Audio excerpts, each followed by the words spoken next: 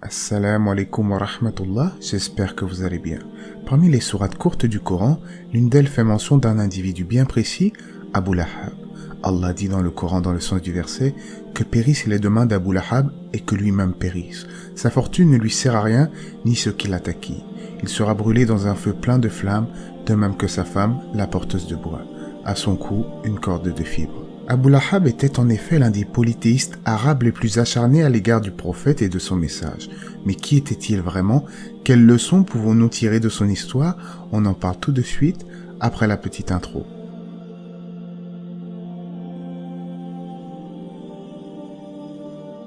Étymologiquement, le surnom Abu Lahab signifie le père de la flamme. Il était l'oncle paternel du prophète Mohammed alayhi salatu wassalam, mais il n'était pas croyant pour autant. Bien au contraire, c'était un irréductible opposant au message de l'envoyé d'Allah. Il est dit que son vrai nom était Abdul Uzza ibn Abd al-Muttalib. Physiquement, on rapporte qu'il portait 2 tresses et souffrait d'un strabisme. On rapporte qu'un jour, le prophète sallallahu alayhi wa sallam avait réuni les Quraysh pour les appeler à l'islam. Comme il est rapporté dans les biographies islamiques, le prophète était considéré comme Al-Amin, le digne de confiance, par tous les gens.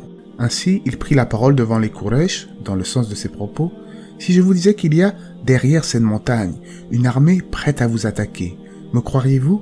Et eux de répondre, oui en effet, nous t'avons jamais entendu dire de mensonge. C'est alors que le prophète les mettra en garde contre un dur châtiment s'ils refusaient de suivre la bonne voie. Et c'est à ce moment-là qu'Abu Lahab, qui faisait partie de l'assemblée, se leva et s'écria, « Puisses-tu périr au cours de cette journée? Est-ce pour cela que tu nous as fait venir ?» C'est alors que Dieu révéla la sourate Al-Masad qui contient des informations sur la funeste destinée de cet individu. Dans cette sourate, on apprend que sa femme aussi sera châtiée. Comme dans le sens du verset, il sera brûlé dans un feu plein de flammes, de même que sa femme, la porteuse de bois.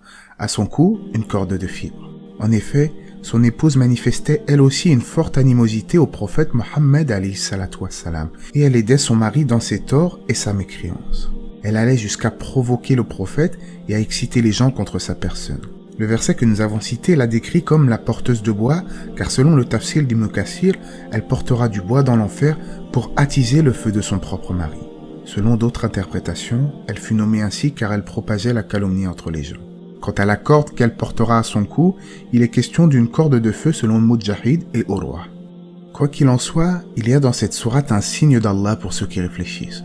En effet, beaucoup de grands détracteurs du prophète se sont convertis à l'islam. On se rappelle d'Abu Sufyan, Khalid ibn Walid, etc. Alors pourquoi Abu Lahab n'a donc pas fait semblant de se convertir à l'islam lorsque la sourate Al-Masad fut dévoilée? En agissant ainsi, en simulant, il aurait pu facilement discréditer la véracité du texte coranique qui mentionnait qu'il irait en enfer et qu'il ne se convertirait pas. Cela aurait causé une grande confusion dans le rang des croyants. Mais il n'a pas pu le faire. Malgré que la sourate Al-Masad fut révélée de son vivant, il demeurera mécréant jusqu'à sa mort, il ne fera même pas semblant de se convertir, car il est dit dans le Coran que c'est un homme destiné au feu de l'enfer. Certains rapportent même que la fin de sa vie terrestre fut lamentable.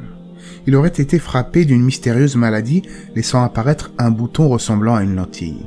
Les Quraysh, craignant la contagion, n'osèrent même pas s'approcher du cadavre d'Abu Lahab après sa mort. Une version relate même qu'ils ont creusé un trou et qu'ils l'ont poussé à l'aide de longs bâtons, tellement ils craignaient d'être contaminés. Telle fut la fin d'Abu Lahab, un ennemi de l'islam et des musulmans. Au final, ceux qui rejettent l'appel des prophètes et s'enlisent dans leur égarement ne font pas de tort à l'islam en réalité, ils ne font du tort qu'à eux-mêmes.